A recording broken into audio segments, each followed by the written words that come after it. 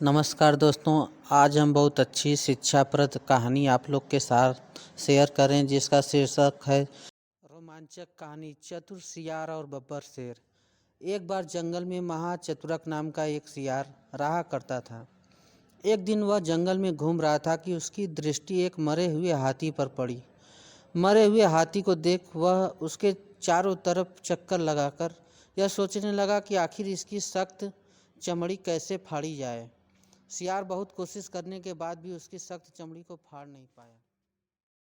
तभी उसे एक शेर अपनी तरफ आता हुआ दिखाई दिया। सियार सोचने लगा कि किस प्रकार शेर को यहाँ से भगाया जाए। सियार के मन में यह भी ख्याल आता है कि शेर को अपनी ताकत से तो नहीं भगाया जा सकता, इसलिए इसे नम्रता से ही संभालना होगा। जब शेर मरे हुए हाथी के पास बैठे सियार के पास पहुंचा तो सियार नम्र होकर उसके चरणों में गिर गया और कहने लगा, महाराज, मैंने इस मरे हुए हाथी की आपके लिए रक्षा की है ताकि इसे कोई खा न जाए। शेर ने खुश होकर कहा, ठीक है, परंतु मैं किसी दूसरे द्वारा मारे गए जीव को नहीं खाता, इसलिए तू इसे दान में रख ले।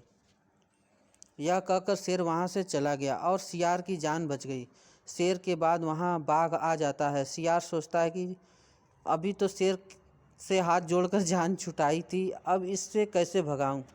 सियार ने सोचा कि बाघ के साथ भेद नीति का प्रयोग करता हूँ। बाघ उसके पास आया और सियार सीना फुलाकर कंधे चौड़े करके उसके सामने आया और कहने लगा, अरे बाघ, तूने यहाँ आकर गलती कर दी है। मुझे मेरे मालिक शेर ने इस हाथी की रक्षा के लिए यहाँ बिठाया है। पिछली बार जब उन्होंने शिकार किया था तब एक बाघ ने उनका शिकार जूठा कर दिया था, जिससे उन्होंने बाघों को इस जंगल से खत्म करने का प्रण लिया है। अगर उनको पता चल गया कि कोई बाघ यहाँ आया था तो वह तुम्हें नहीं छोड़ेंगे।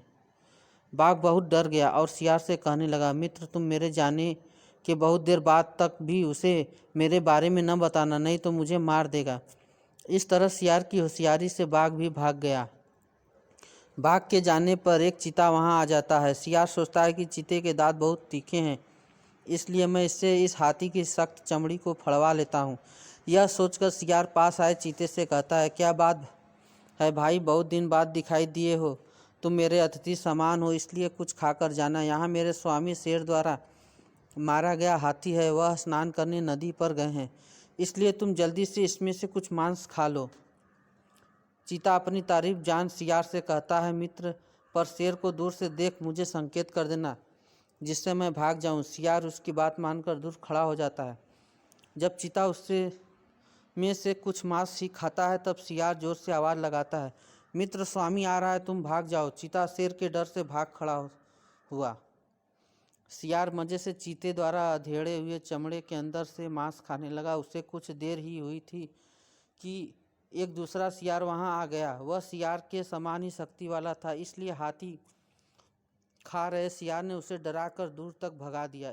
इसके बाद उसने जी भरकर हाथी का मांस खाया।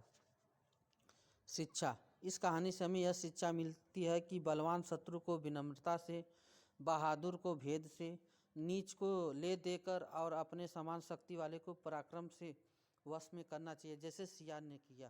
धन्यवाद दोस्तों।